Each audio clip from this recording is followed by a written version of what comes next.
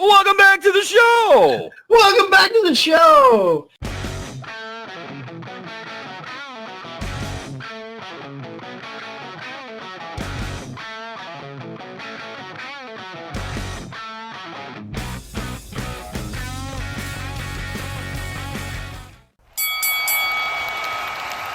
And now, your hosts of the Card Subject to Change podcast, the For Frequency's Sake Tag Team Champions of the World, the Wizard CZ, and Never Wrong, Nick Gold.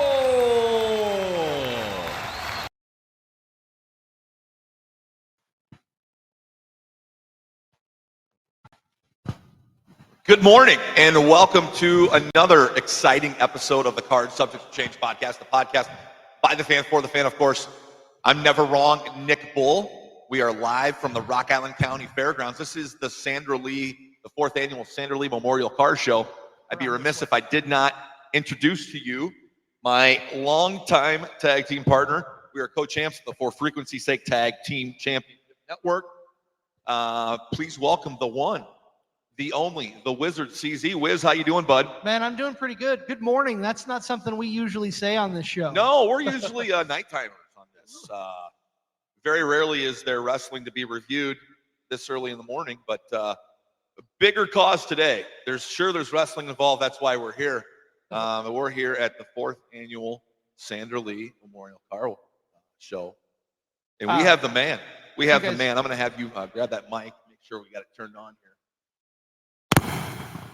I believe you're on. We're not going to keep you guys for too long. We know you're very busy. I'll share my mic with you, Ricky. We have Ricky Lee here, and you and your wife. This is like Diana. This is like your December 25th. Like, you guys work for this all year long. 4th year in a row. What have you learned in 4 years? What have you learned? Everything. We've made all the mistakes. I'm sure we're going to make a few more, but we learn every year and we're getting pretty smart. And Ricky, of course, you and your wife are wrestling fans. You guys follow the show. You guys follow the product. I mean, this is a cool car show, and it brings wrestlers to the Rock Island County Fairgrounds. We've got pro wrestlers in the building here, and exactly. Cars and wrestlers, but there's something here for everybody today. Talk about what's out here at the event. Talk about if people are watching here, why they should come out. You've already sold me. We're proud to be, sponsors for the 2nd year, but sell somebody out there on coming out to the Sandra Lee Memorial Car Show. Well, we have 4 wrestlers: Buff Bagwell, Lash LeRoux, and the Headbangers, Chaz and Glenn. For some reason, that name doesn't fit his face. Yeah. He's way cooler than Glenn. We have cars of all makes and models. This year we actually have some kids that brought in their bikes, registering their bicycles, and they're going to have a separate little judging for them. And I mean, I'm so excited about bringing the youth. That's one of the things we're trying to do, is bring youth into our car community. We have the Ghostbusters.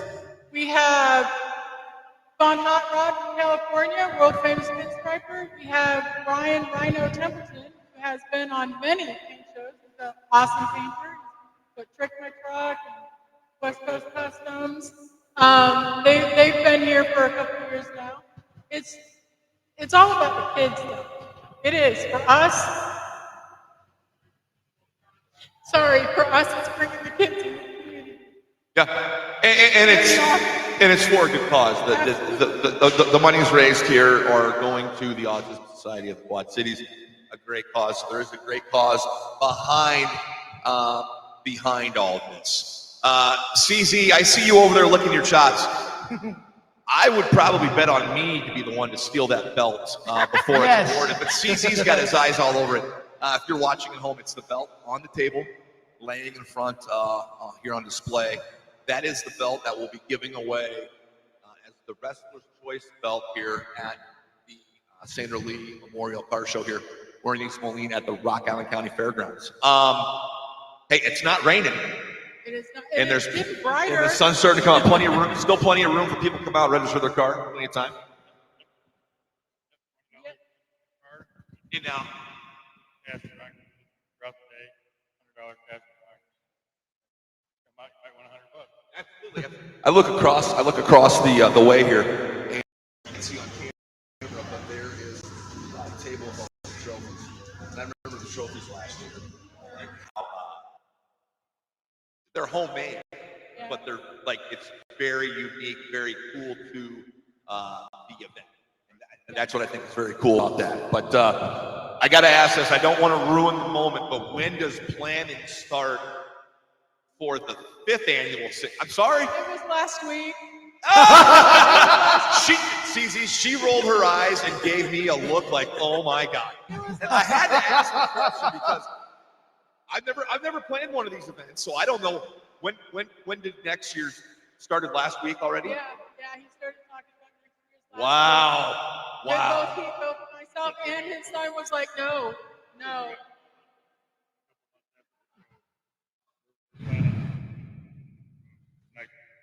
Wow. That's awesome. That's awesome. So, having the wrestlers here, was that what inspired the belt that's going to the winner that they picked? It's fitting. I think so It's too. fitting. We want a copy of one. We each want a copy. They can be our tag team champions. Exactly. If there was 2, we'd have our tag team belts. I mean, for crying out loud, our logo is on the belt. How cool is that? Oh, we're going to wrestle for it. I don't know that I feel comfortable getting in the ring. I'm just throwing that out there. Next year. How about Next year. I want to see CZ taking some spots. Taking some bumps. Hey, I already took a bump in the last 24 hours. I don't need to do another one. No, but our logo on the side of that championship belt, again, in front of CZ, that is the belt that will go to the Wrestler's Choice here at the Sandra Lee Memorial Car Show, the 4th annual. Yeah, right here. Yeah, they're gonna. I got my sunglasses on. I'm a poker player. You can't see my next move.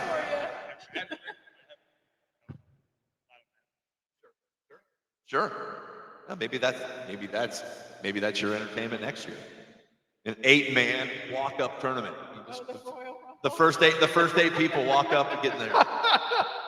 Our production assistant Don would be definitely in it for sure. Well, we want to thank you for coming on. I know you guys are very busy today. This is the big day of the year for you guys. You're right, dude. Like the sun is out. Sun is out. It wasn't when I walked in here, but it is now. It's dry. The sun is out. Get on out here to Rock Island County Fairgrounds. If you're not into cars, you want to check out the wrestlers, we're here. Stop by and see us. Lash is doing caricatures. We'll get a picture later of the caricature he did of CZ and I.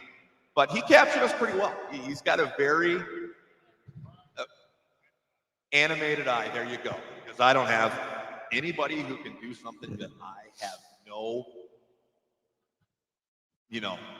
exactly artistic ability. Anything that I can't do, I admire that because it's like, wow, that's how they see it. That's cool. So we want to thank you for coming on. We want to thank you for, of course, being friends of the show. And hopefully we'll see you for year 5 next year. Right. And you never know. Might be a ring involved. I know CZ was a little disappointed he didn't have call him the Midnight Rider for driving to Chicago. Night Rider. He was a little disappointed he wasn't going to Chicago this year. It was close. It was close. Oh. He is here, though. I'm telling you, I can confirm Buff Bagwell is in the building. Lash LeRoux is here. Former WWF Tag Team Champions Mosh and Thrasher. The Headbangers are in the building. So stop on out here. Sandra, it's fun. It is. It is absolutely fun. There's plenty of things to see. I wish you could see it off camera, but the Ghostbusters are next to us. So I've heard the Ghostbusters theme like 4 times already. I love it. I think it's great. But, Brings that nostalgia feel back, doesn't it? It does. Ooh, very fitting. Very fitting. And I saw your car out there. Well, I mean, I see it on your page. Hey, you make him ride in the back? No, actually, he drives it right now until we get the disc brakes and the motor rebuilt, transmission rebuilt. Okay. Yeah, he drives it Okay. For now. for now. Yeah. Thank you. We're gonna let you guys get back to work. Thank you so much for stopping by, telling us about the car show. Come on down, support Ricky, support the Autism Society of the Quad Cities, meet some wrestlers, meet some podcasters, if you know what I mean. But thank you again, and I hope the rest of the show goes well. We're gonna let Ricky and Diana get out of here. Nick, we're gonna banter for a little bit. I think we might have to do a card subject to change. I think Brett Lash is doing some characters right now. But if you want to step out, we'll get our next guest in here in a couple minutes.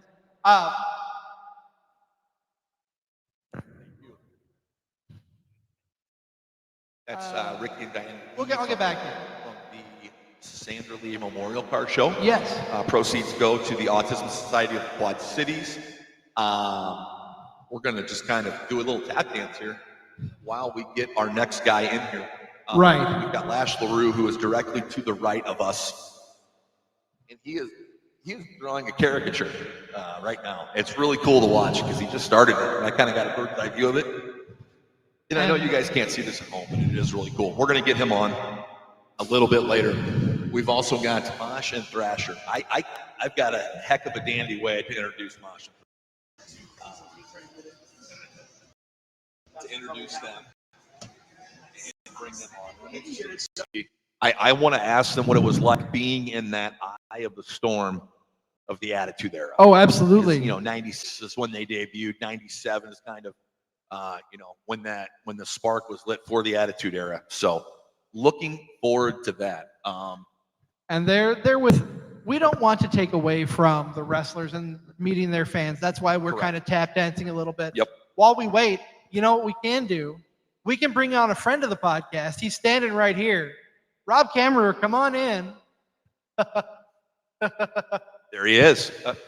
A very ecstatic Rob Kammerer with an autographed 8x10 of Mosh. I'm putting him on the spot here. He was not expecting to be on the air with us. He told me I wasn't coming on, so I tried to leave. Rob, thank you for joining us. This is the first time we've had you on in person. Like I said, this is the first. Yeah, first not on site, and then I was on card like 2 years ago, but it was just with CZ.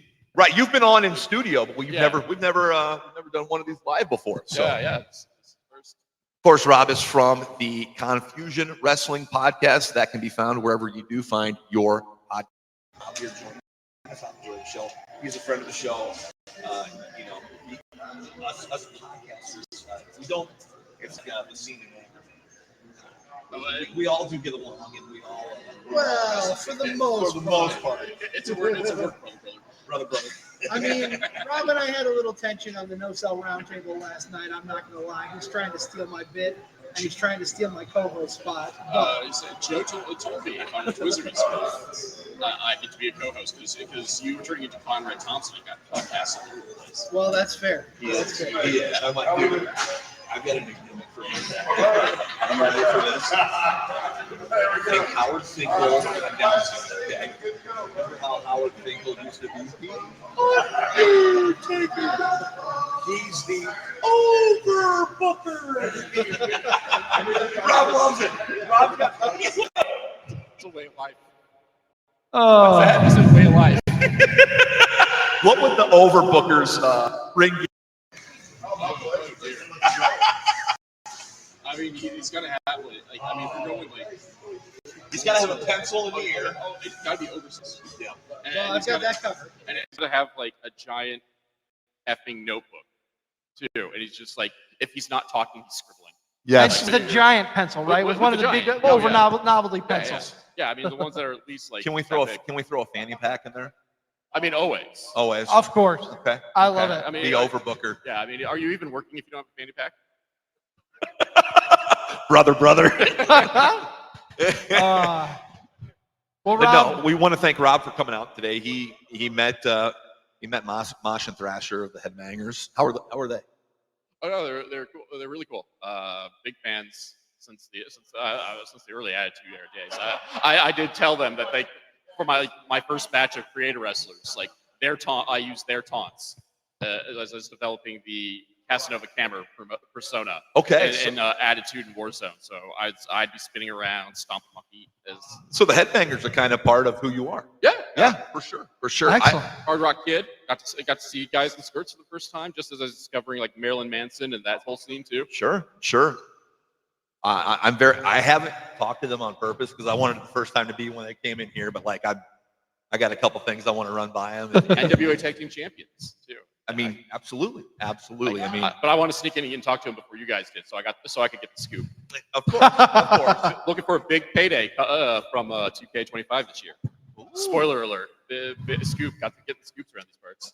With Legends deal? Yeah. They're in 2K25, so they get the some royalties off that. Nice. Well, Rob, I'm going to boot you out. No offense, because I love having you here, but looks like we've got some free wrestlers who are getting ready to come on. We're going to bring Lash LeRoux on first, wrestler-wise. Rob, always good seeing you. Thank you, Rob. Thank you for stopping by. Thank you so much for stopping out. I hope I did well for an alternate. Hey, I want to see a rendering of the creator wrestler of the Overbooker. If you can. Yes, make it happen and send it to us. That's your gimmicks. Okay. You'll do gimmicks. I'll work on it. The Overbooker. I'll work on it. The Overbooker. Confusion Wrestling Podcast. Find it where you find Podcasts. Do we know who? We're going to try and get Lash LeRoux on next. Nick, let's move that crate over here so that they're not tripping over. Well, we just have to get lost around. No, just kidding. We're all good. Here we are. Once again at the Sandra Car Show here at Rock Island County Fairgrounds. Proceeds go to the Autism Society of the Quad Cities. There's wrestling involved. And we got wrestlers off to our right. They're talking to some fans right now, but I believe we're going to have Lash LeRoux on first. And I'm interested to hear a few stories. Absolutely, I agree. From Lash. Once again, he was on Nitro in those days. What it was like to be essentially that traveling circus is what it was. Oh, it really was, wasn't it? And I apologize if our audio is cutting in and out. We have a mixer that is not the greatest, like I've said on the air before. I'm doing my best to keep the mixer on, but sometimes the camera mic will pick us up. We're doing our best to keep this thing steered right now. It's out of control. We're all out of control. Waiting for our next guest here. We'll do some more tap dancing. Hey, just come to think, last year about this time, we were interviewing one Fred Ottman. Fred Ottman is probably sitting right about here. And he's coming right over. We'll get back to Fred Ottman in a second. We're going to head here in the middle, mister. Lash, thank you so much for coming on the show. Oh, thank you for having me. What a pleasure. I know Nick's got the first question. He's been itching to ask this to you here. Go ahead, Nick. Come on, Nick. What you got for I me? always ask all first-time Yes. guests, why pro wrestling? What was it for you that popped and made you a fan of this? Well, I was a huge wrestling fan growing up, Yep. right? What I'm was a it? child of the 80s. Okay. So I was a big Hulkamania fan, but I also grew up in Alabama. And growing up in Alabama, you get a healthy dose of that Southern wrestling with NWA and Georgia Championship Wrestling and Dusty and the Four Horsemen and Ric Flair and all of them. But as I got into high school, I kind of fell away from it a little bit because I was so busy playing sports myself and working and just surviving. And then about the mid-90s, when Nitro hit, that got my attention because all the guys I grew up watching were now working for this company. Piper, Macho Man, Hogan, the NWO was becoming big and was hitting. And then you had these younger guys that were really catching it, like Buff Bagwell and stars like that. And that really got my attention, drew me in. And WCW had commercials then for the power plant in Atlanta. Oh, yeah. So I'd played football in high school. I'd won a state championship in high school. I was never a standout athlete, but I did okay. I was the kid that would work harder than everybody else. I was one that had the heart. And I looked at my fiance, now wife at the time, and I said, look, I'll never make it in professional wrestling, but I want to go do this tryout. And I didn't know how it worked. I was like, maybe I'll meet Flair. Maybe he hangs out at the power plant. I'll shake his hand, and I got a story to tell for the rest of my life. Exactly. That was the epitome of my expectations at the time. And I went and drove from Alabama to Atlanta, 2 hours there for the tryout, 3-day tryout. And I found out really quick it was a war of attrition. They wanted to see who wanted it the most. All the legendary stories you heard about the power plant were true. And you walk in, and Sarge, who ran the power plant at the time, would say, grab a bucket. And you grab these 5-gallon buckets, turn them upside down, did squats. Long story short, pretty much everybody quit except for me. And even then, they just say, look, we're not promising you have. You're not a WCW wrestler. We're not offering you a contract, but you've shown us enough that if you want to pay us, we'll trade you. I started driving back and forth to training, and it just came natural to me. I love the charisma aspect of professional wrestling. I love the showmanship along with the athleticism. And there's also a nice little healthy dose of you got to believe it yourself. You got to believe you're really in the fight of your life. And if you do believe that, it's going to come across in your matches when you have it. Absolutely. And the fans are going to be able to tell. 100%. They're going to be able to tell from the get-go. Absolutely. Yep. They smell it a mile away. If you don't believe yourself, nobody's going to believe you. Absolutely. That's a great point. And you, of course, were in the heat of the battle during the Monday Night Wars. Talk about what that experience was like, being part of the Monday Night Wars, going through that whole back and forth between WCW and WWF. I had no other expectations because all of it was new to me, and it was all exciting to me. So it was hard to have a measuring stick at the time. Now looking back, obviously you can look at it in a much different perspective. And it's similar to, I read a book recently talking about the fog of war. When you're in the fog of war, you're just trying to navigate the waters as best as you can and make your way from one side to the other and make decisions as you go. And that's what I was doing, and it was all working out and it was all falling into place. But it's hindsight looking back where you can really see the landscape more clear, because the fog of war, the fog part doesn't exist anymore. Right. You're not unsure anymore. You know how it turned out. Correct. And so now looking back, I realize what a special time in professional wrestling that was, what a special time in my life it was. Man, I was a dirt poor kid from Oxford, Alabama, who had a mom that was in the 8th grade. We lived in houses that didn't have running water or electricity because we just couldn't afford it. And going from that to being able to do what we did in professional wrestling, man, it was it's living your dream. It's living your dream. Well, essentially during that time, you guys were like a rock concert. It was 100%. Biggest ticket in town, biggest following, and people were eating it up, and people were going crazy for it. So, you were in the eye of that storm. 100%, and it's a different town every night. You're on the road 300 days out of the year. You're never at home, and you don't want that time off, because if you're not wrestling, you're not getting paid. And so you're just living that life, like you said, and there's a lot of incentive there to keep going. I think it's going to end. I want to ask you about your artistic ability. I'm going to call it that because it's well more than that. Nick, while you're asking, bring in. Yeah. This is. I'm going to have you. Yeah. This is the print that we had.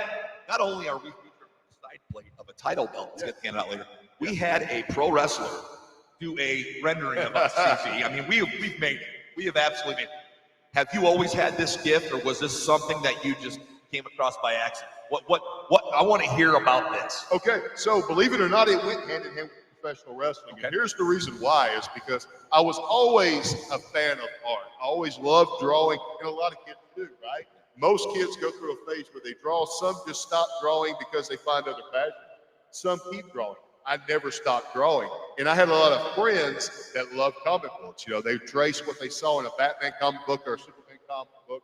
And I was the one that was known for being the artist, so they want to impress me, show it to me.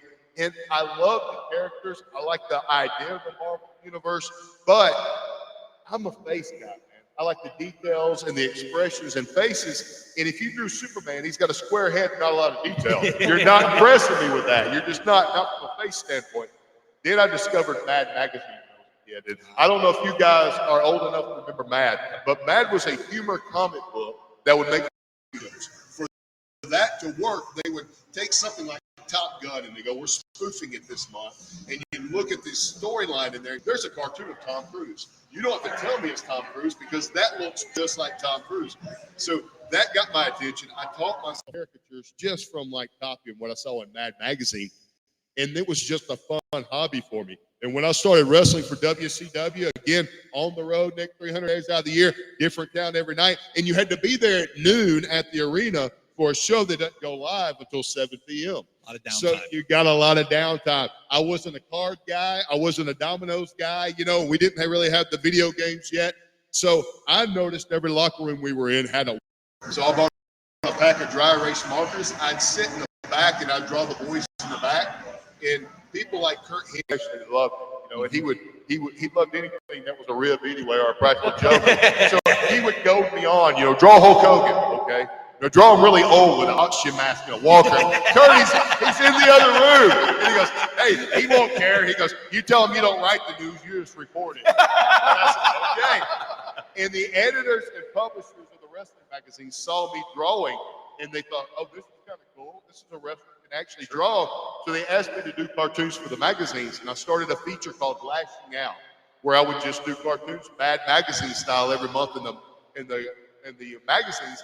And I was mature enough to even realize then, I go, okay, they're not hiring me because I'm a professional artist. They're hiring me because I'm the wrestler that can kind of sort of draw. And they don't have another wrestler that can kind of sort of draw, and they don't have another artist that can kind of sort of wrestle. Right. So I've got pretty good job security here, and I was making good money wrestling. And because of that, I go, I'm not worried about losing this art gig. So I'm going to push myself every month. I'm going to meet the deadlines. I'm going to try to get a little better. Sure. And I literally went from the very first cartoon I did for them was a Goldberg cartoon, where I drew his traps so big they were covering up his ears. So he'd go, I'm sorry, kid, what'd you say your name was? I can't, you know, my traps are in the way. So, and I walked up to him, I go, hey, Bill, I just want to make sure you don't have a problem with this before they publish it in the magazine. And he goes, bro, you draw me this big, you can write whatever you want. And so I literally drew it on a typing paper, colored it with color pencils and markers, and handed them a hard copy. But I could see where art was going. So I bought Photoshop, started training myself and teaching myself how to use it a little at a time. And about 13 years later, when I was no longer doing wrestling cartoons for the magazines, I had taught myself so much that I had evolved from giving them that hard copy to now doing everything digitally and email. Sure. So it's just been an evolution for me over the course of about 30 years now. And of course, now you being here at the Sandra Lee Memorial Car Show, people can come down, they can get a character drawn, that both physically and digitally, correct? That's correct. That's exactly right. We do what we call traditional, which is black and white on paper. We just did one, as a matter of fact, they timed me on it, 1 minute and 47 seconds. So that's how quick it is. We'll draw that one. The digital's taking a little bit longer, about 6 minutes, because they're full color. We print those out 4x6, put them on a lanyard. You can wear them around your neck like a name tag. They look similar to this, but much smaller. What, wrestling is finding and carving out your niche and your way. And you founded wrestling and have been able to do this. What brings you the most joy when you go to these shows? All of the above. And I'll tell you what.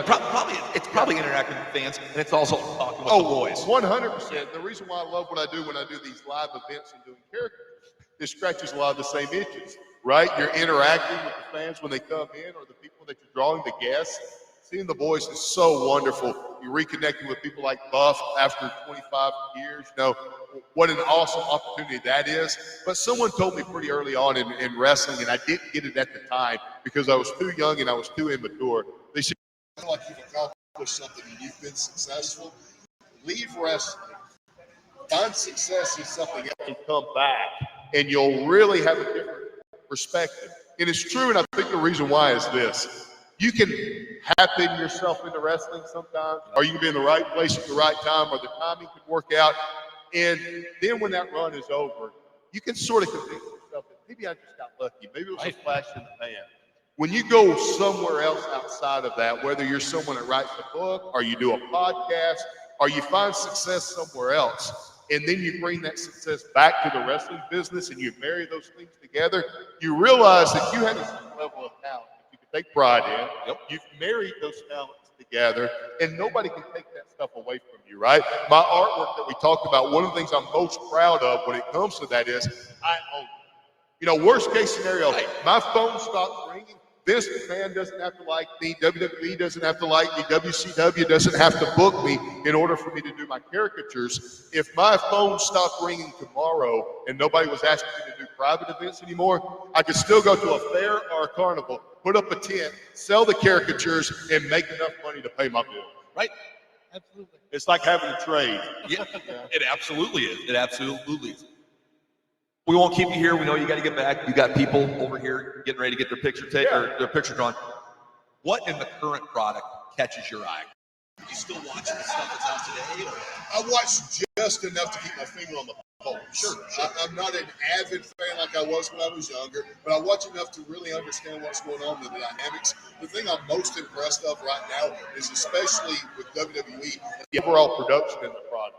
Brother, they have gotten to the point now they're so sophisticated in how they nail that. WrestleMania just took place. Anybody that watched that has to be blown away with the way that they present talent now. And I don't care where you fall on the card, they have become masters of presenting you in your absolute best light. There were times, just being completely honest and fair about it, in my era where sometimes you got over and became popular in spite of how they were presenting you. Correct. You know, now if you can't get over and you can't connect with the fans with the way WWE especially is presenting you, then you're probably in the wrong business. Right. I'll move this. Go ahead, CC. You were reading my mind. Well, like Nick said, we don't want to keep you. We know you're going to have fans coming in. I want to thank you so much for Thanks for coming on. having me. Lash, thank you for you guys for having doing me right on the pin. Oh man, come on. You did me right. Again, I don't write the news. I'm just reporting it. It's been awesome to be in Moline with you guys, man. Moline.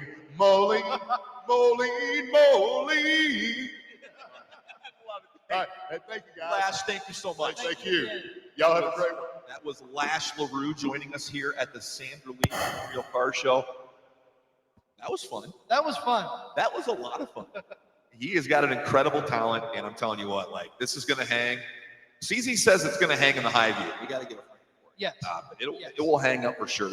It is beautiful. I mean, it would go fantastic on your wrestle wall. I mean, I'm sure I could find a place for it, but it just seems more fitting to go on your wrestle wall. What a cool interview. You know, you meet somebody, and I hadn't talked to him until he came in here. I haven't talked to any of the wrestlers yet. I know you maybe have talked to a couple. Like his energy was passion. It radiates, and it came through. I hope it came through in the interview. I thought he was very passionate about what he does and the business. Well, we're going to keep things rolling here. Yeah. Looks like as soon as our production assistant is available, we're going to get the Headbangers in. But man, what an event this is, Nick. What a great time we're having.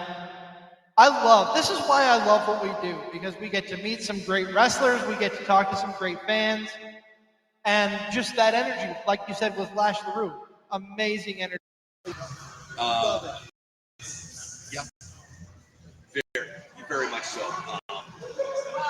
We knew we were coming here today to do that. Did not know we were going to get that interview from last year. No. Coming around this way, there's a cord over here at our trip. Turn that mic on for you. Now, I apologize. We only have 3 microphones. You two are going to have to fight over one. But maybe Nick will share. That's. It's not often you get former WWF Tag Team Champions on your show. Yes. But I know everybody knows you guys as Mosh and Thrasher. No, I am not. I want to get this right because I've always wanted to introduce you guys.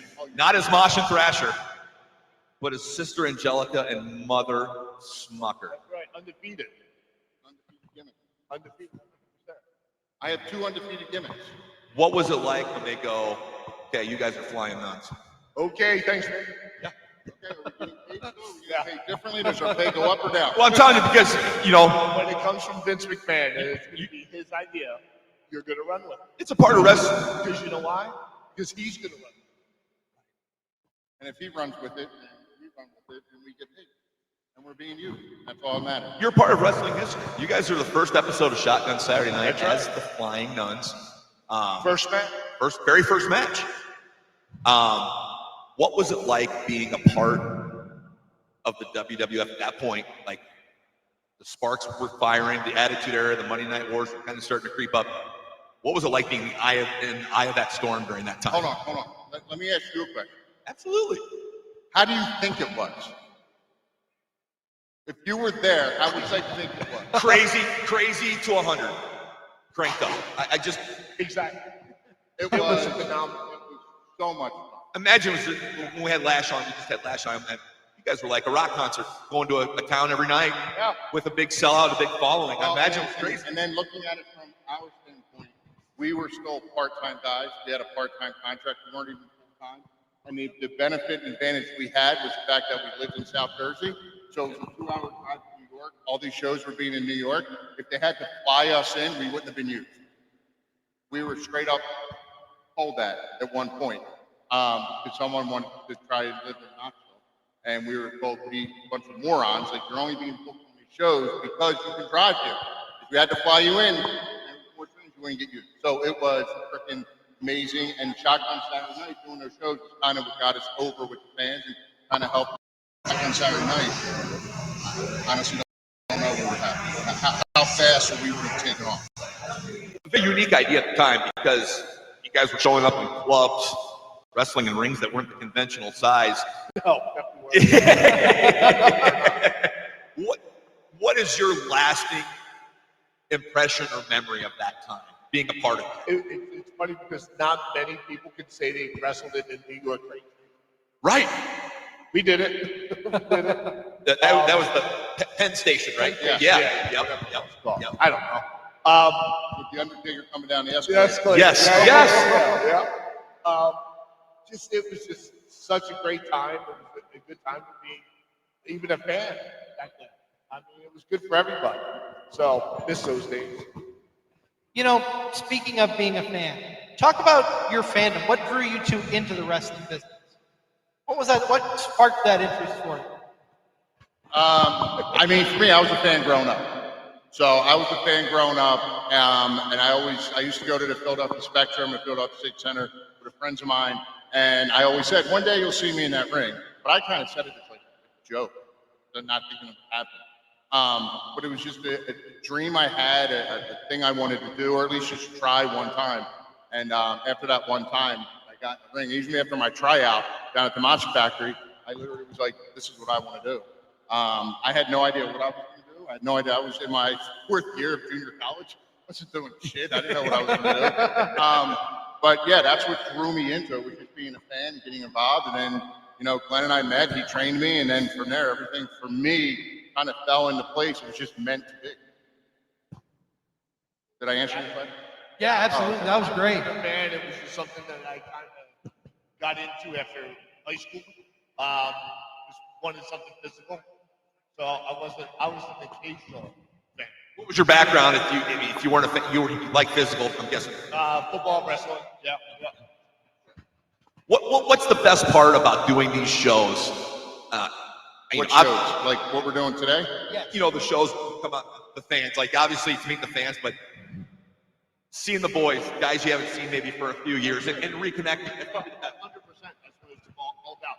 I was just over there talking to Buff and saying, remember when you were the handsome stranger for Global? And he was like, oh my God. I said, yeah. I said, I remember that. You know, occasionally I would watch on TV from time to time, stuff like that. And that stuck. So, no, but what a great gimmick it would have been to be a bad guy. Would have handed out to the young no, or smack him with it or some shit. That would be awesome. Just as you think you're pretty, you're not. You ugly little troll, and you take it back. Yeah, so it's about the reunion. For us, it's about the reunion, seeing guys, but it's a connection with the fans also. And then the way the internet is now, YouTube, it kind of keeps us alive. Like we've done the Squared Circle Expo in Indianapolis, like 4 out of the 5 shows that they had, and somebody brought us these cups. And they had pictures of it of the first time the daughter, like the first time, the second time, third, like the years of us being, as she got older and stuff. And like literally, because we go there every year, we're watching these kids grow up, and it's that interaction you get to have with the fans, because without them, there is no us. So it's great to be able to have that connection and talk to people. And then just because there's people like, you know, when I first started, my very first show I ever had was in a WWF ring, and Macho Man, I had like literally a 2-minute interaction with him that like said will stick with me forever. Like if we can have some kind of interaction with someone like that and they walk away and like that sticks with them forever, to me that's what it's about. Absolutely. I'm pumped because I seen a picture of you guys like a month ago at a show, and you had the belts, and I'm like, oh, dude, when they come here, they're gonna have. I can't wait to get a picture with tag team champs and the belts. I think this is like my favorite title belt in the history of wrestling. I think it is. I think it is beautiful. It is classic. It is something that they should have them still now, and they would still. Those belts are amazing. The 3 best belts ever are these, the Winged Eagle belt, and the old Intercontinental belt. Those are still like, to me, and it has nothing to do with generational stuff. I look at the new belts now and I go, it just is what it is. I know. Do you guys keep up with the current product? Does anything catch your eye nowadays if you're watching? I'll watch Raw probably every other week, or I keep up on like storylines. SmackDown, not so much, because if I'm home on a Friday night, then there's something wrong. I keep up more with NXT and Evolve. So I like NXT. I mean, I'm probably a little more partial because I've been to the Performance Center to help coach those kids for a couple of times. So that's probably why I keep up with a little bit more. But the athleticism that those kids have, and where the business is, where WWE is taking the business with those kids, is going to, in my mind, it's going to be ridiculous, because the athleticism these kids have, and they're just sponges. They just want to learn. They just want to learn more, and they want to get better and better. It's just ridiculous. You know, with the evolution of humans, like, people are always going to be tough, but the athleticism is just like, it's off the charts now. Like, we're seeing stuff, like, I see people doing stuff, not just in wrestling, but in other sports, and it's like, how? Science. So you got like, back in our day, we were lucky if we didn't have a trainer.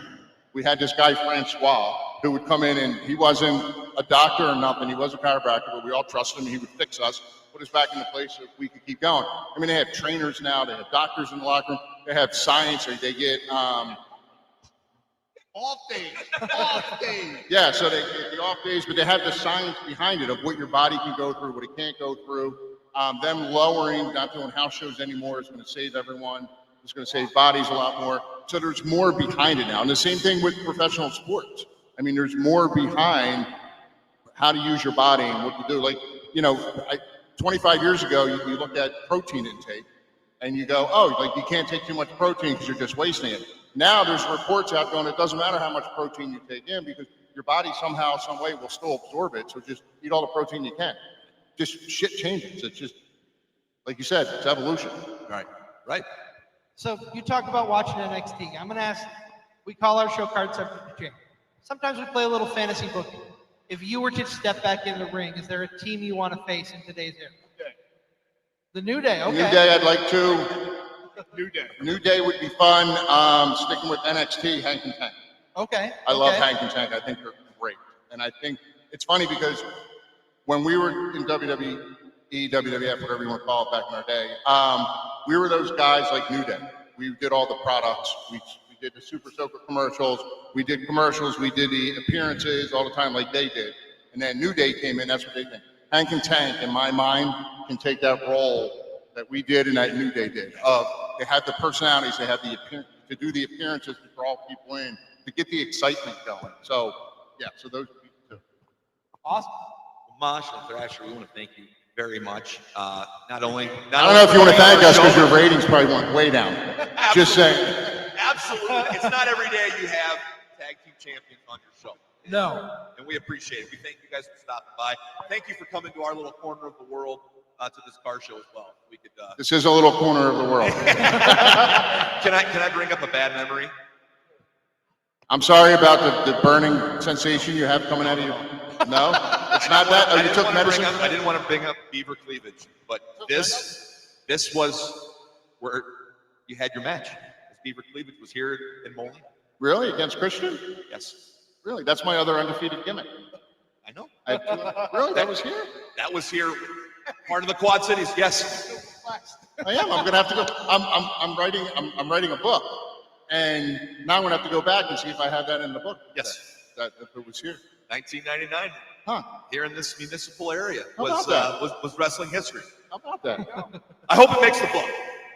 Hey, when the book comes out, we'll have you back on. Yeah, 100%. Dead serious. The first draft is done. The first rough draft is done. I'm going through editing. I printed it all out. I'm editing, going through. I have an editor, and I'm editing it myself now, and I have a publisher lined up. So as soon as that's done, then hopefully. Is he just here as a prop? Is he here for good looks? He asked a question. So I consider myself the steak, and he's the sizzle. Wait, what? You never heard of the steak and the sizzle? You can have the steak, but you need the sizzle.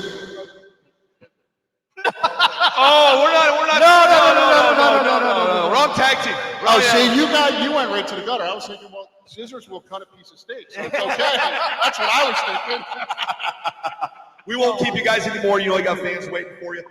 No, really, we don't. No, that's a guy manning on our table. Thank you so much for Guy manning on the table. He just got like 5 hairs sticking up. It makes it look like there's people down there. That's what he said. He was going for the Hulk Hogan look. Thank you again. Appreciate it. Thank you. I'll come over and talk to you in a few minutes. Awesome. Mosh and Thrasher, the Headbangers. Am I just over here fanboying? You are. I'm trying not to. I You promise are. I'm trying not You're to. being a fanboy, but that's okay. You asked the good questions. I asked the mediocre questions. That's okay. But I look the We prettiest. are not professionals. This is a hobby. Yeah, it's okay if you're fanboying. I looked over there and I seen the tongue hanging out. And I'm like, it looks like I'm alone on the dog. I'm just kidding. What? Those guys are cool. Those guys are really cool. Those guys were really cool, and I think when you meet wrestlers and you realize they're just as big as a fan, if not bigger than you. Yeah, the money's great. You get to see the world, whatever, but these guys are fans first and foremost, and that's the important thing in my opinion. And it came through. It came through there. I'm gonna grab a drink here real quick. Yeah. I'm gonna need you to tap dance. Okay. You grab a drink. We are the Card Subject to Change podcast, powered by Lopez Pizza, built by Durham Remodeling, and colored by Ryan Allison Tattoo. We are here at the Sandra Lee Memorial Car Show, the 4th annual. This is our 2nd year here sponsoring the event. Come on down, see us. We'll be here for a little bit longer. We'll be hanging out with the wrestlers. You've got the Headbangers. You've got Lash LeRoux. Get a character drawn. They're amazing. They look fantastic. We've also got Buff Bagwell, and we're going to bring him on in just a couple minutes. I'm so excited. He's going to be our first 2-time guest who has been in WCW and the WWF, or E. You're right. You're right. While we're waiting for Buff to talk about, a year ago, we're sitting in Fred Otten's place, and now he's Hall of Fame. A year ago, Hollywood was telling us she was writing a book.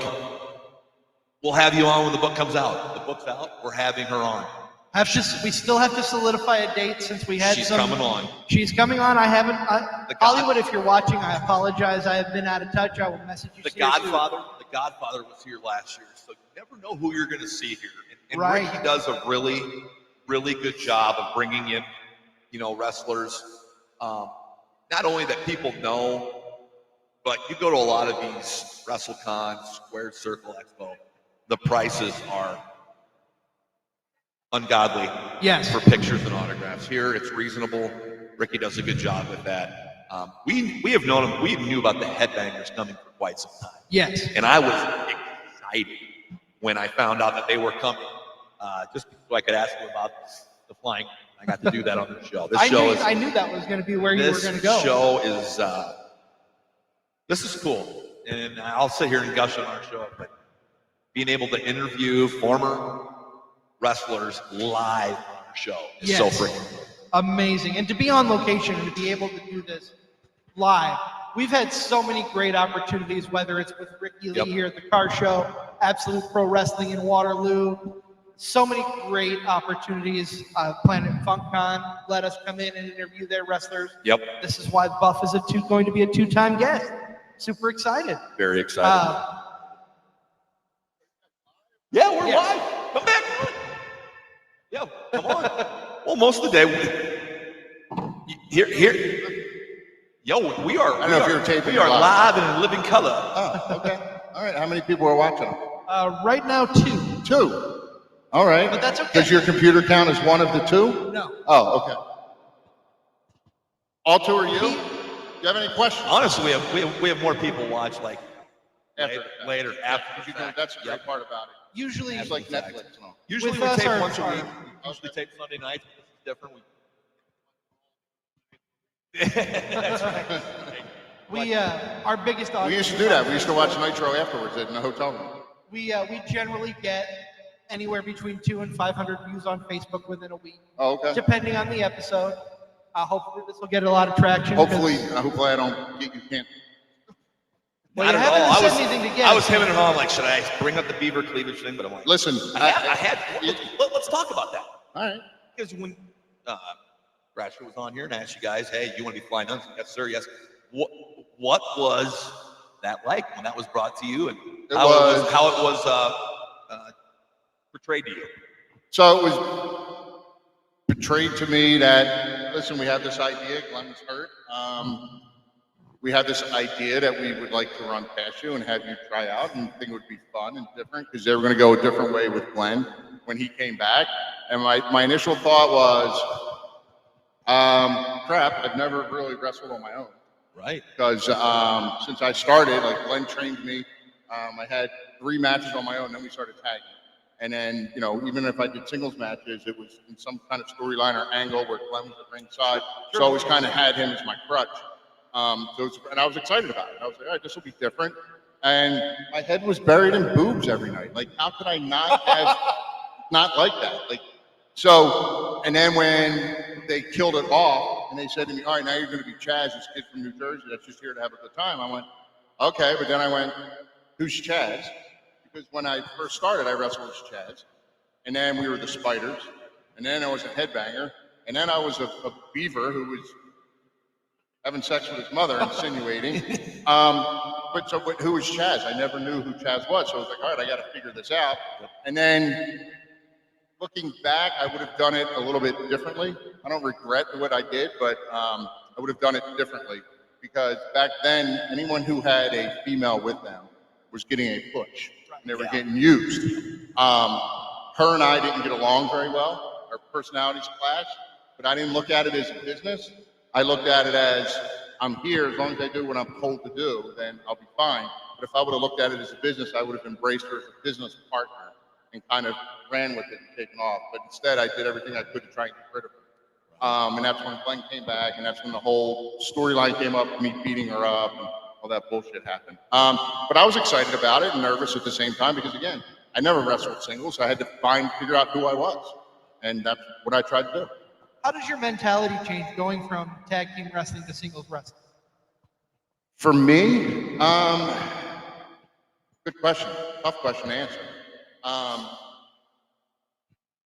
The mentality is totally different because you're on your own out there.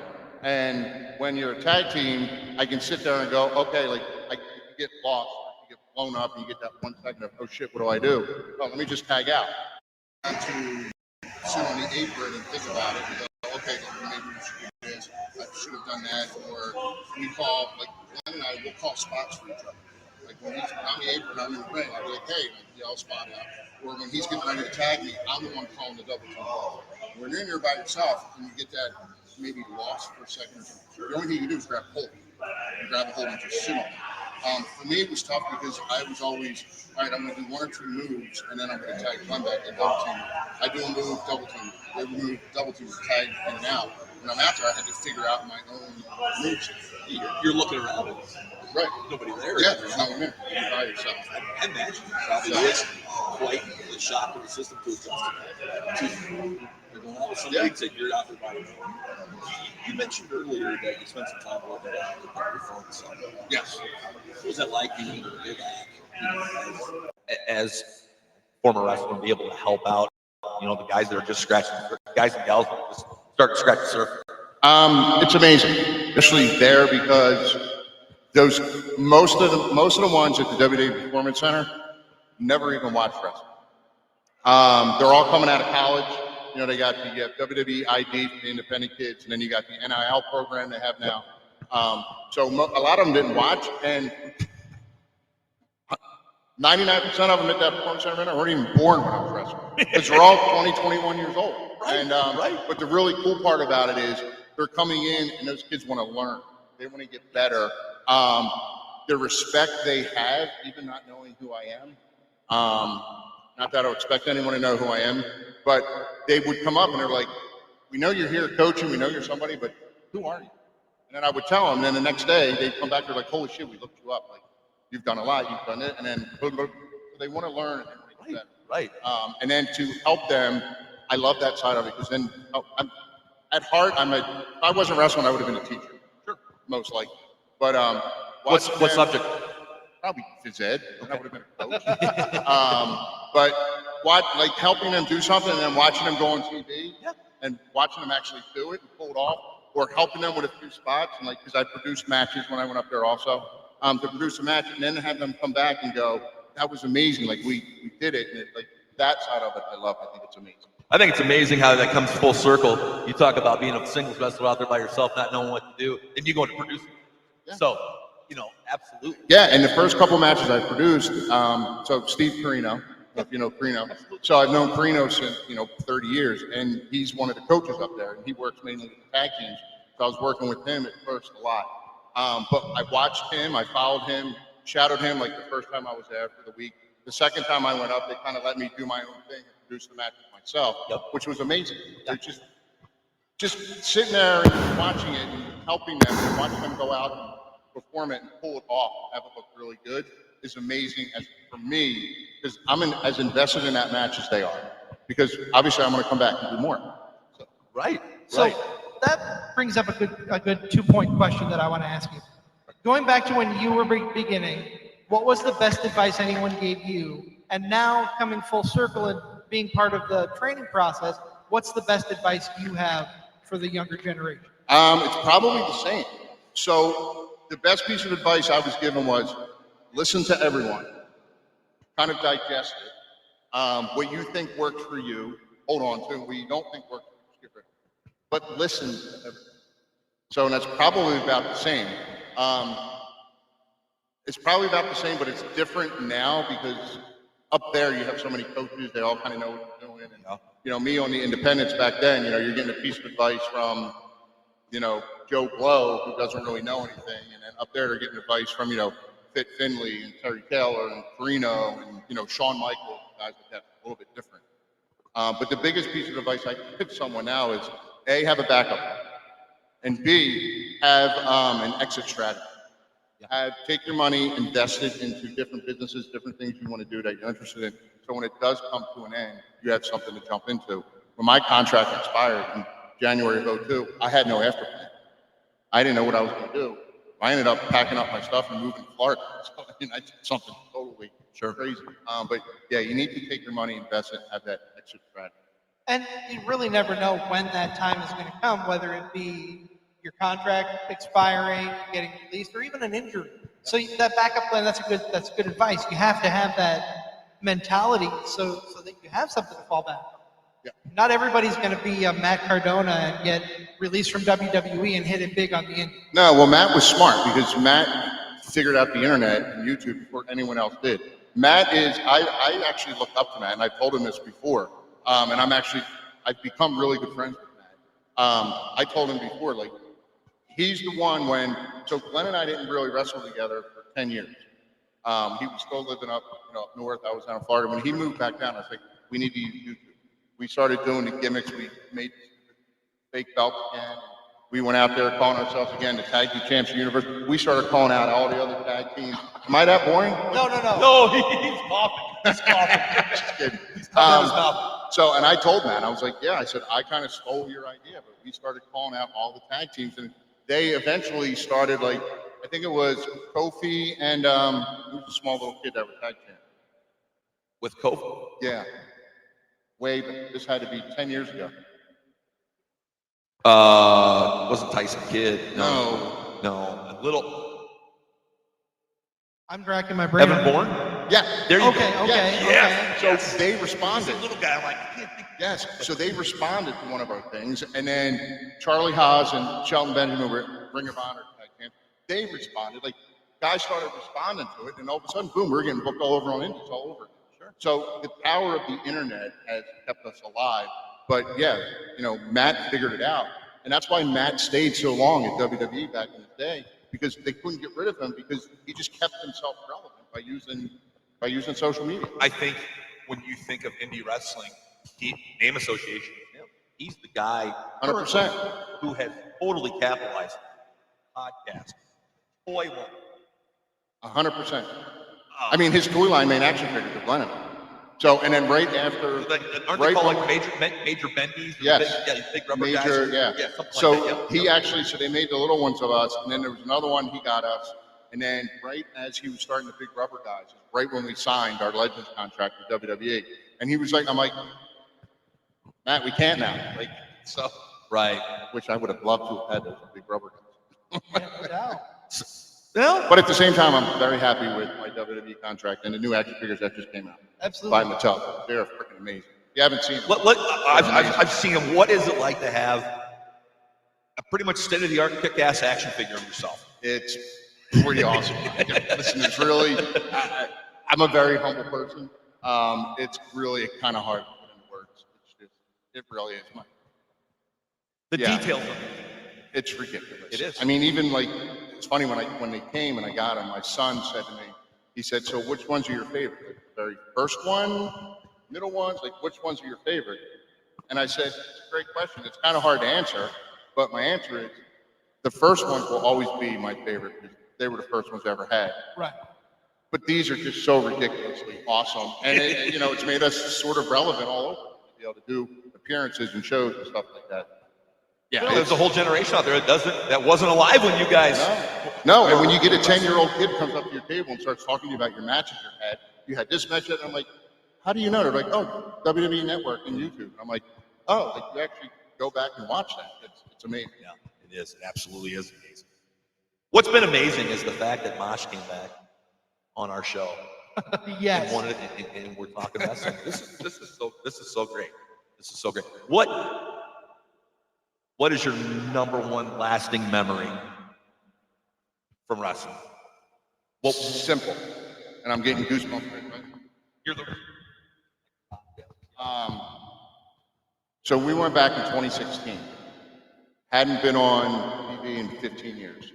My son had seen me. I went way over in Bob Father. My son just turned 21. I guess 2 weeks ago now it'll be. He's seen us do hundreds of matches independent, to the point where I look over and he's laying on our gimmick table, sound asleep, and I'm in the ring. It's a true story. It's a true story. He moved all the pictures aside and everything and fell asleep on the table.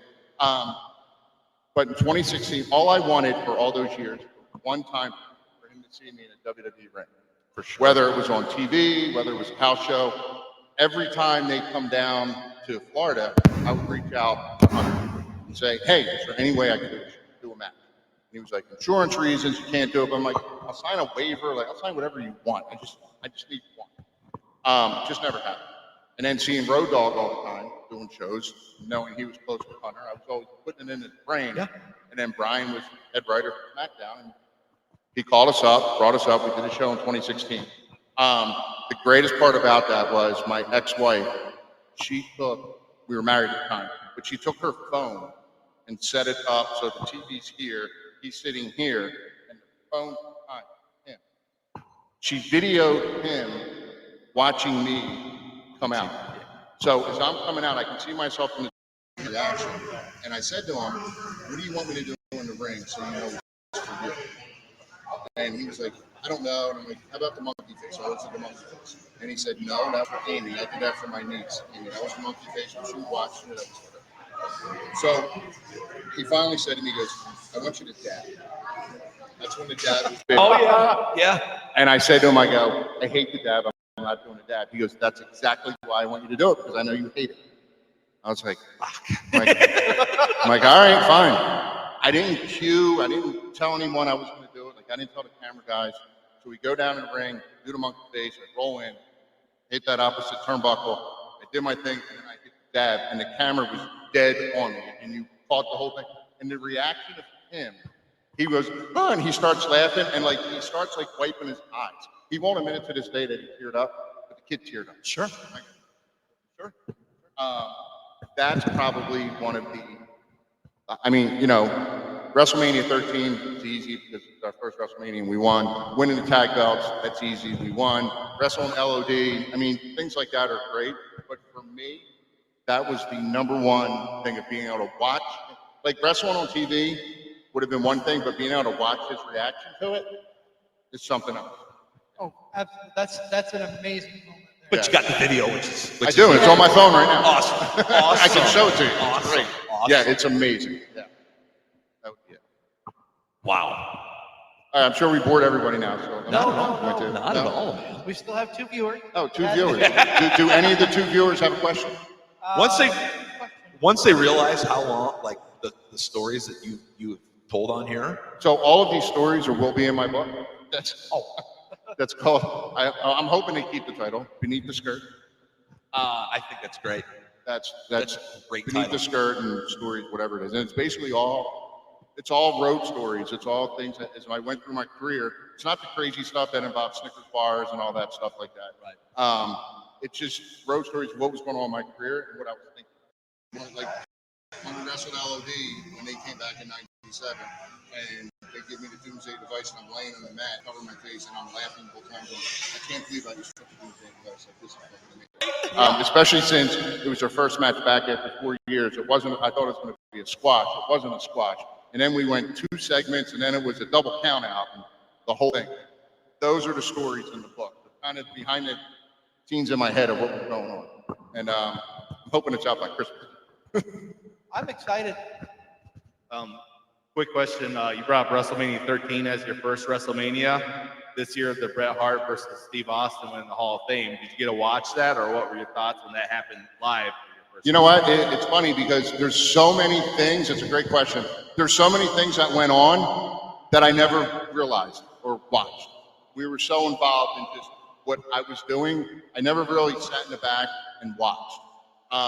Like all those shows you have on A&E now, the Rivals, and all those shows. I watch those back now. I'm like, that was going on? Where was I? Like I was there. Like there I am in the video. Like how did I not know? I never looked at the business as a business. So that changed my thought of it. But yeah, I mean that was when Stone Cold was starting to take off and everything, and it was an amazing match. But other than the vision of Steve leading, there's not much I remember of the match when I was there because I didn't pay attention. Like we literally did what we had to do, and then in my mind it was like, all right, we got to get out of the way. Right. And then we would take off and drive to the next town, and I'd watch everything the next day. And Joe, you did ask if there was any questions. You've already answered it, I believe. Joe was asking when the book is supposed to be out. You're hoping by Christmas? Yeah, I don't know. So the first rough draft is done. Okay. I know there's going to be a lot that has to be cut out because my publisher told me that I'm talking to it should be around 90 to 95,000 words, and I'm at like 140,000. Oh, wow. So I'm hoping I can take whatever's cut out and maybe segue that into something else, a different project. Sure. So I have to finish editing it. I'm hoping it's all edited, done, and signed with the publisher by the end of May. That's my goal. Yeah, so I'm hoping by the time my goal, and I don't know if it's realistic or not, would be before the holidays, so everybody can buy it for Christmas. I don't know. And I don't know how long what the process is once I sign with the publisher. well, I mean, you just don't run into people every day that are writing books. That's why we're Right. Yeah. Yeah. I think it's so cool. I love reading. I love reading those stories. I love reading what other people's lives and what they were experiencing when this was going on. I wanted to springboard me to do more public. I do a lot of philanthropic stuff, so I do a lot with kids, and I do a lot of speaking engagements with kids. But I want to take it more corporate now. That's what I'm kind of hoping. Once you're a published author, it kind of gives you a little more credibility. At least that's what I've been told. hopefully a New York Times bestseller. Yeah. That would be amazing. I love the title. I don't expect it, that but title's that would got be to stay. amazing. That title's got to stay. It's Beneath the Skirt. That's the. That is perfect, man. That is Kind of like peeling the. taking a peek up there. And I don't normally speak for Nick, but we're both excited for when it comes out. We'll both be making it, doing our part to make it part of that New York Awesome. Times That'd be bestseller. awesome. I would appreciate that. All right. What time is it? It is just about. Oh, lunchtime. It's always All right. I'm sure I'll float back and forth because our line over there is non-existent. a roving reporter here. Oh, that's what we need to do. Can we do that? We don't have the capabilities to be out and about roving around. It's actually warmer outside than it I is know. in here. I know. The sun Yeah. came out and made a big difference here. It did. It really did. But all right. Hey, thanks, guys. Absolutely. Thank you very much, Mosh of the Headbangers, for joining us again. Hey, anytime somebody wants to come on and talk wrestling, we're going to talk wrestling. That was a second run, and I wasn't expecting. That was awesome. And he became the first two-time guest. Yes, he It did. wasn't Buff. Yes, he did. I need to stretch for a minute. Yeah, But, this has been, we've been on the air here a little over an hour. If you're just joining us, hello, Card Subject to Change. I am never wrong. Did you forget your gimmick? No, I was just doing the long dramatic entrance. Okay. Never wrong, Nick Bull. He is the Wizard CZ. We are live at the Rock Island County Fairgrounds out here, East Moline in the Quad Cities. Why, you ask? It is the Sandra Lee 4th Annual Memorial Card Show. All proceeds go to the Autistic The Autism Society of the Quad. Autism Society of the Quad Cities. There's a title belt laying in front of us here. You can see on the table. That is the Wrestler's Choice car. That belt goes to the wrestlers. Will go out and pick a winner later. We are the event. It's like somebody messaging us, or is that? No, that's just someone posted on Facebook. Oh, thanks. I've got the chat. But we also have. We are featured. Our logo is the side plate on said belt. Right there, if you can see it. And proud sponsors of this great event. Last year was our first year out here. Of course, Fred Ottman, Tugboat Typhoon, the Shockmaster, the B-A-double-D, Big Steel Man. Was here last He year. had to get me to do that. Along with Hollywood. And we have. We're excited. This is a gentleman we've spoken to before 2 years ago. He probably doesn't remember us, but we remember him. No idea. It's all right. We got proof. This was a couple years ago. We were in town. You were in town. Mick was there. Yes, Stevon was there. I remember We this. sat around and talked with you and Mick there for a while. Wow, I do remember this. Unbelievable. It's right. My table was right here. Yep. Classic. And you haven't aged a bit. Thank you. I put 2 whole years. I'm Yeah. glad I haven't. I mean, I'm so glad to be here with the steak and the scissors. It's a great. What? Ain't that the deal? Is that the gimmick, right? No, Steak but and scissors. that's good. That's good. Well, no, That's the gimmick. Mosh now. was just on here and he said, "Hey, are you going to say something to him?" And he Right. goes, "Well, I'm the steak and he's the sizzle, meaning I'm the sizzle." Right. And yeah, I guess it's the Scissors. steak and the scissors. Oh, That's I like that's steak the and new gimmick. scissors. The steak and the scissors. I like it. Wow, that's good though. Thank you. Thank you. It's not every day you get ribbed by a wrestler. Right. Not. We're going to pick up where we left off. What's new in Buff's Land? Buff's Land, man, just there's really nothing real new. I mean, the thing I'm, real happy about and going real well is my sobriety. Yep. August will be 3 years. Thank you very much. And with that has came many wonderful things. I've got a great relationship with a woman named Stacy Brown, and we're engaged, and we haven't picked a date out or anything, but just really happy with that. And I got a relationship with my Lord Jesus Christ. That's a very real special thing for me. I've always been, a God-fearing person, but never had a relationship with God. I've got a relationship with my Lord and Savior now, and that's a good thing for me. It's helped. It's done wonders for my life. The business it keeps allowing me to make a living in it. It's a great business. I still get action figures that made after me, and I got a new one coming out with Marcus Alexander Bagwell figure, not a Buff. You know the business is good when they're making Marcus Alexander.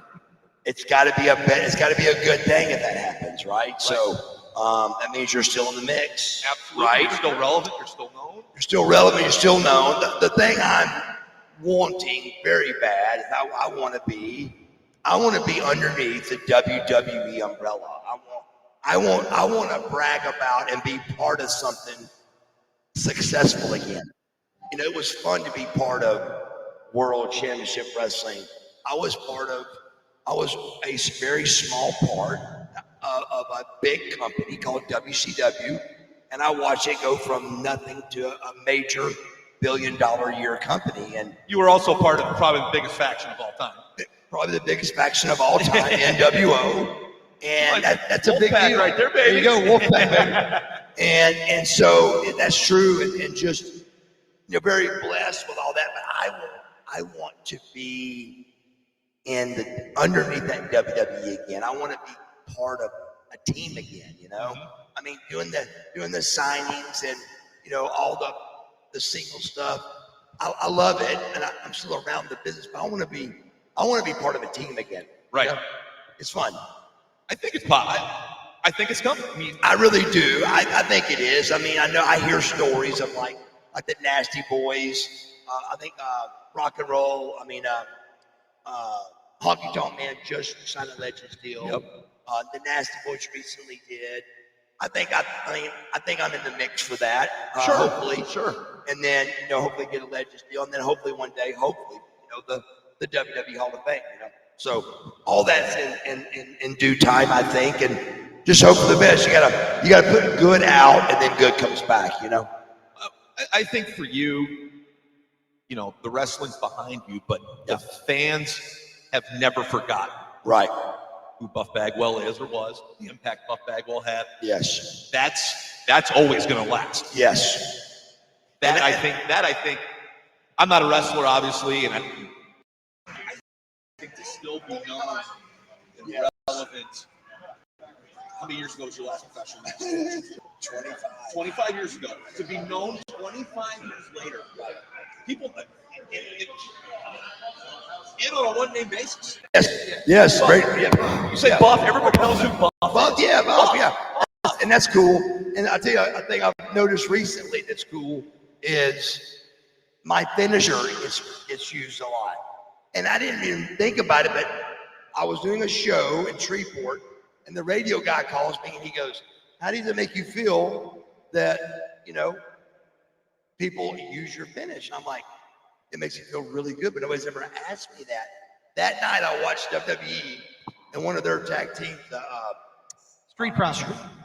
And that ladder, are you talking about the ladder match? Yeah, Yes. They did a blockbuster on the floor. And so they use a blockbuster a good bit. And I see AEW guys do it too. And so it makes me feel good that I created that move. That's a cool feeling. Yeah, and I'm glad you brought that up because that's something as we were preparing for having you on, I wanted to ask is talk about the origin of that finisher move. Talk about how the blockbuster came into being. That's a great question. So I was not a wrestling fan. Most wrestlers, I think in the high 90%, were wrestling fans. Yep. You find your Mick Foley's, your Kevin Nash's. Really, they're hardcore wrestling fans. They had the birthday cake as kids. They had the bed sheets. They dressed up like Halloween. They wanted to be a pro wrestler. And that's in the high 90s, I believe. Sting, Lex, and myself are three names that I know do that. We had other ideas. Lex was football, and Sting's was bodybuilding. I mean, there was other things that got us in this business, but it wasn't childhood planning, and that caused a lot of friction backstage with the boys. It really does. It does because we learned to love the business, but these guys have been loving it for years before. If I may ask, how long was there friction like that? How long did it take them to be like? It would still be there. It would still be there today. Okay. If we walked into a dressing room with your Benoits, your Eddie Guerreros, your Dean Malenkos, those guys, there would still be that heat friction of.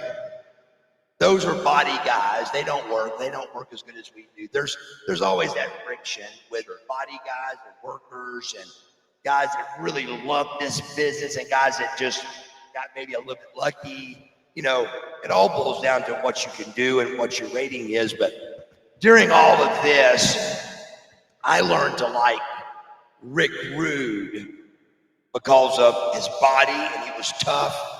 And I like nobody messed with Rude. No, nobody did. And I loved his finisher, the Rude Awakening. Yes. So when Nash came to me to join the NWO that night, I turned on Riggs and I came up with hitting him with a Rude Awakening. In the ring, it was easy to do, something we could leave him laying right there, and me join the NWO. And anytime you do the opponent's finisher to take them out, I mean, you're making a statement. Absolutely. So we get to the back, and I'm thinking, you know, maybe I can do some kind of Rude Awakening, but I can't do it exactly like Rude.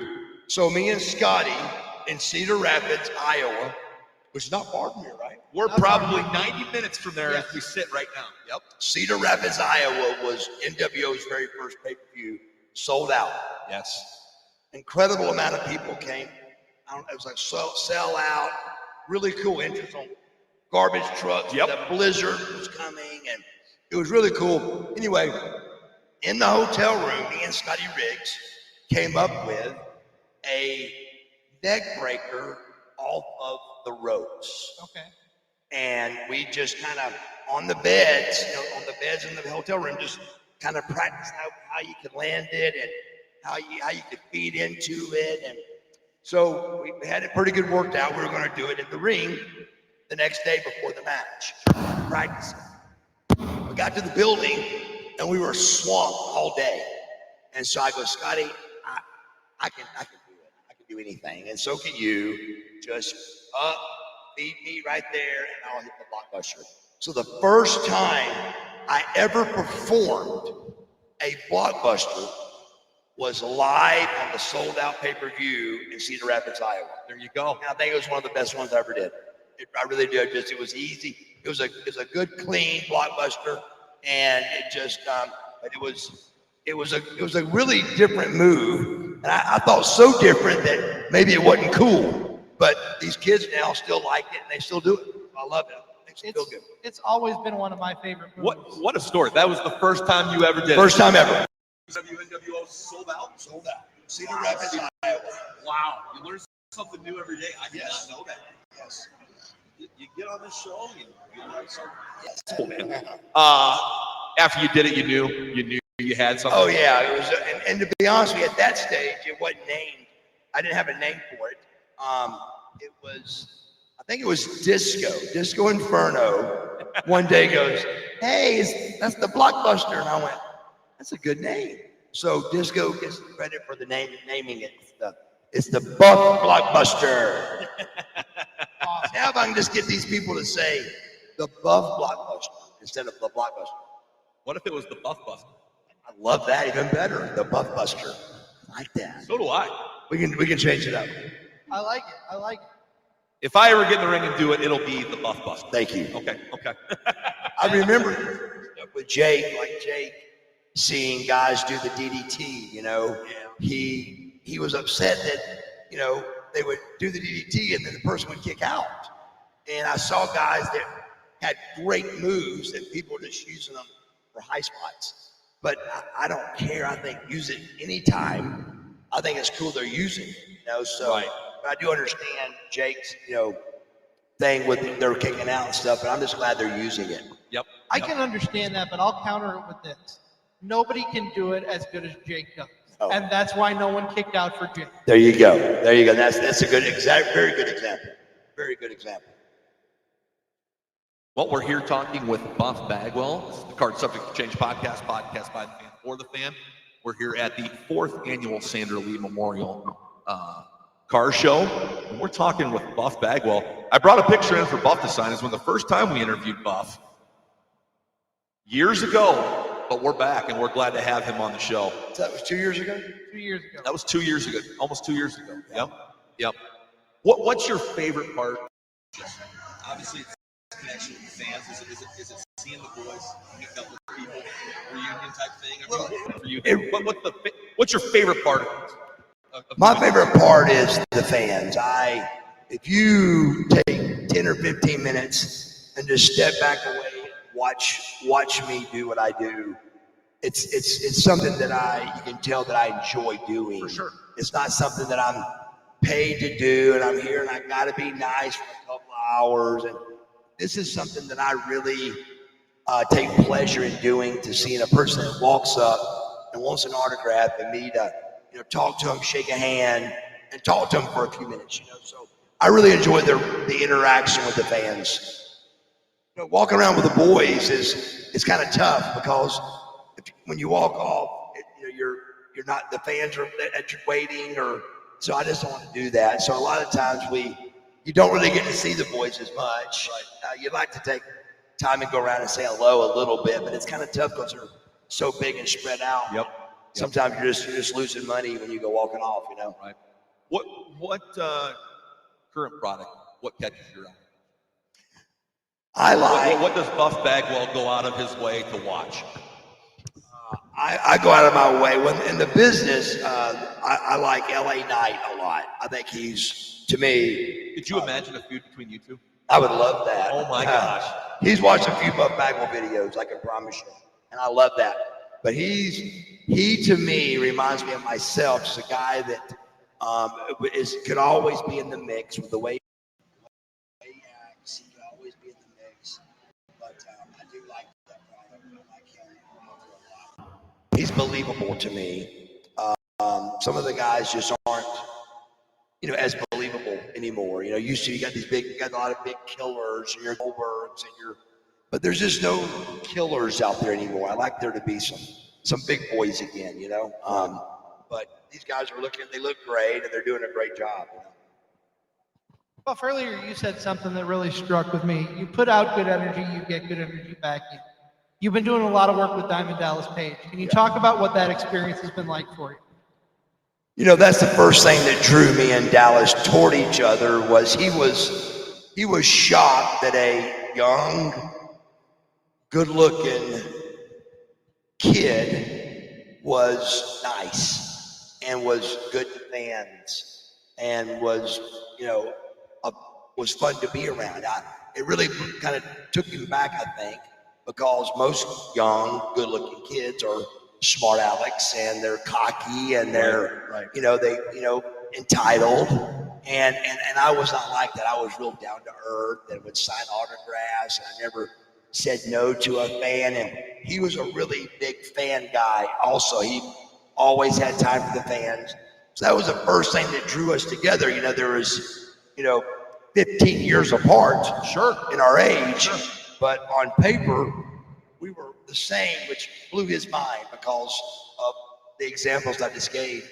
And that was the first attraction between us. But then the positive thing, he just takes a whole other level, that being positive and, putting good out and good coming back.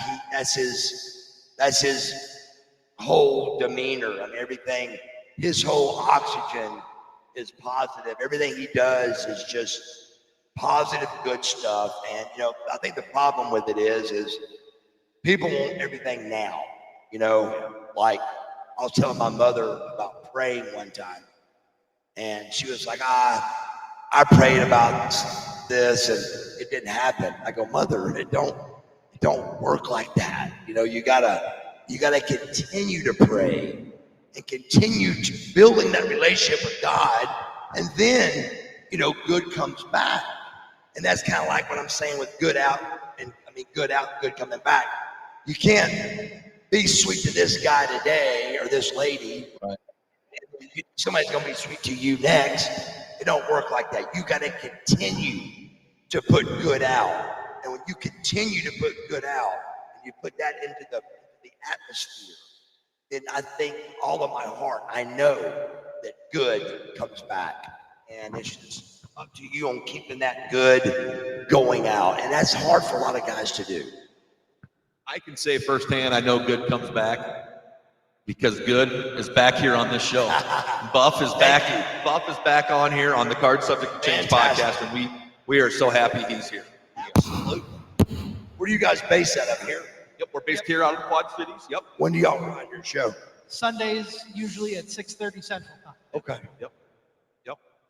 So it's live or y'all? We are live right now. Look at that. I love live. We are live and in living color. When We you're are live, we just go. I love that. Like WCW, NWO, all that time. That was live television. You know what To me, what? Tony Schiavone be like, we're out of time. We gotta go. And it was always, nowadays you watch and it goes off the air almost silent.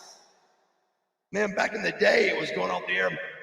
We'll see you next week. I mean, like Tony was going crazy. You had to wait 3 days. And you're for Thunder. If Thunder was around, if not, 3 long you days. had to wait 5 days for Saturday night. Oh, it was an eternity, and everybody didn't want to wait, you know. So it was really a special time for sure. It was a great time. Buff, I've been kind of keeping an eye on our comments a little bit. We do have a question from one of our friends, Joe Monroe. He says that you have had some of the most earworm wrestling themes. So some of the most notable themes coming out to the ring. What was your favorite? Joe says his favorite was the American Males theme, but what is your favorite entrance theme? You know, I really didn't have any favorites. You know, WCW,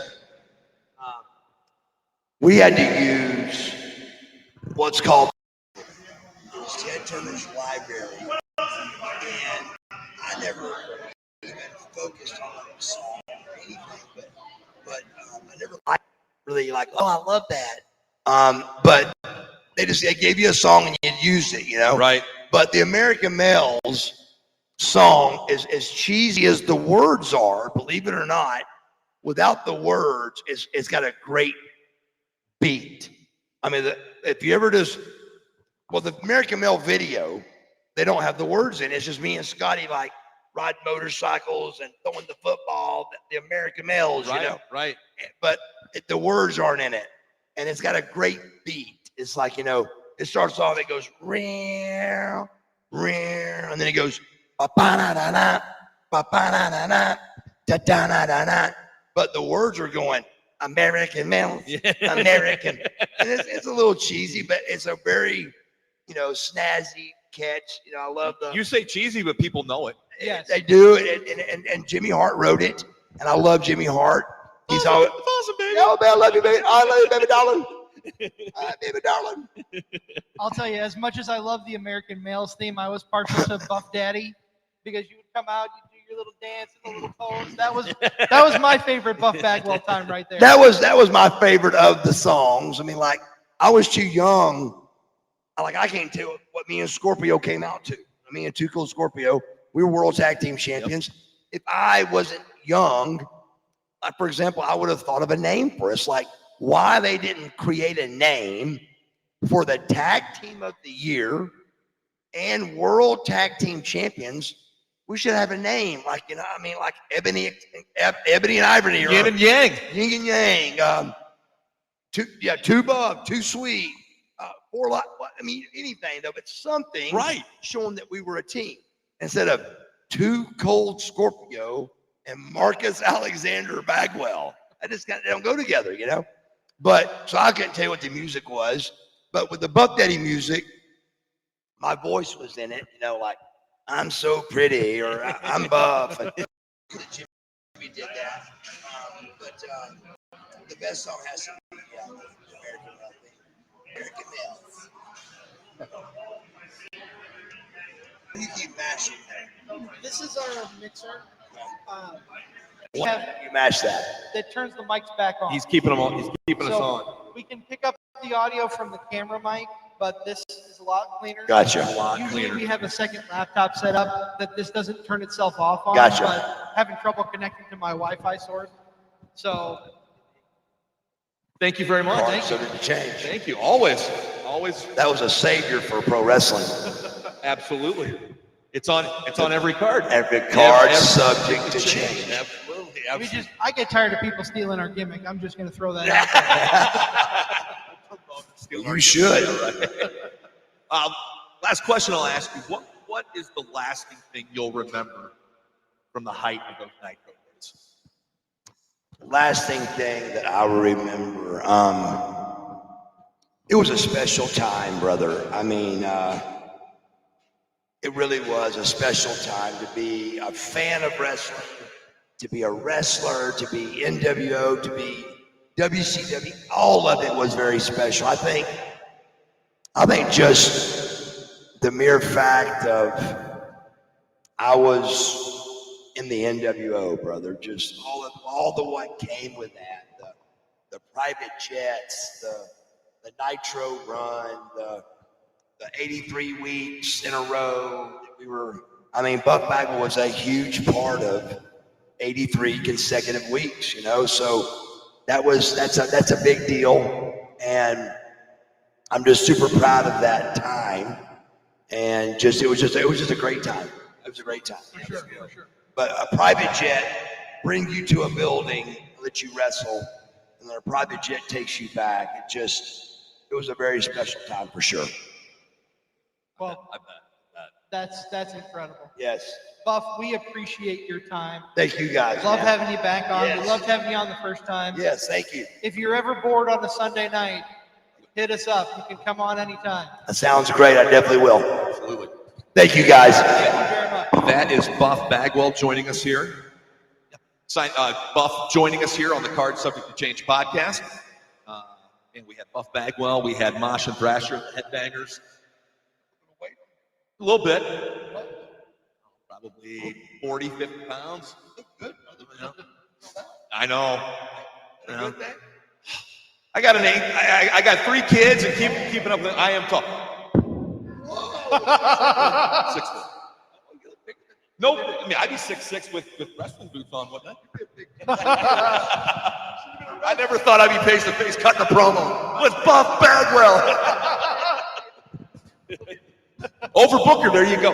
No, we've had Buff Bagwell, we've had the Headbangers, Mosh and Thrasher, we've had Lash LeRoux.